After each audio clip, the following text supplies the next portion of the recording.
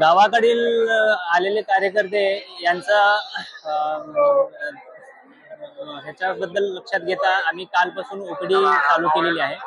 माऊली trust म्हणून आहे जे फ्री मेडिकेशन आपल्याला देतात, त्याच्यानुसार आम्ही प्रयत्न केलेले। पाऊस चालू होता, पेशंट बरेचसे लोक हे गावाकडून आल्या कारणाने त्यांना सर्दीचा त्रास असणे, जुकाम होणे, लूज मोशन्स होणे या सगळ्या गोष्टींचा त्रास सुरू झाल्यामुळे आणि काल एक दुर्दैवी घोगरे म्हणून नावाचे जे कार्यकर्ते होते त्यांचा कार्डियक अरेस्ट मध्ये गेल्या कारणाने आम्ही असं ठरवलं की एक समाजाची सेवा, इथे येणाऱ्या लोकांची सेवा करायचं म्हणून आम्ही एक मेडिकल कॅम्प सुरू केलं।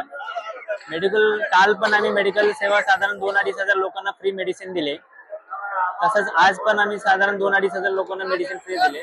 दुपारी साधारणतः मी इथं ओपीडी काढत असताना मला अचानकपणे काही कार्यकर्ते येऊन मला सांगितलं की पेशंट तिथे एक कोलॅप्स झालेले आहेत, तर तुम्ही येऊन बघता का। गर्दीतून प्रचंड गर्दी होती, गर्दीमधून वाट काढत आम्ही तिथे जाऊन पाहिलं तर पेशंट बेशुद्ध अवस्थेमध्ये पडलेला होता, त्याची पल्स लागत नव्हती। मी तात्काळ परिस्थितीची जाणीव घेऊन त्यांना एक हेड लॉक पोझिशन दिली आणि लगेच त्यांचं CPR चालू करून दिला, जेणेकरून त्यांचं हृदय पुन्हा कसं चालू करण्यासाठी प्रयत्न केले। पेशंटच्या सुदैवाने आणि सगळ्या अथक बाकी माझ्या सहकाऱ्यांच्या प्रयत्नांनी देखील त्यांनी ती CPR दिल्यानंतर ते सुदैवाने रिव्हर्ट झाले।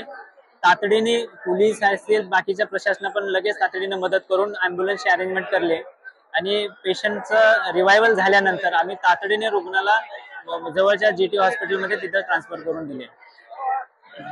त्याच्यामध्ये हे सर्व करत असताना पेशंटचा जे लोकांनी घरगुती उपाय वगैरे पण चालू केले होते।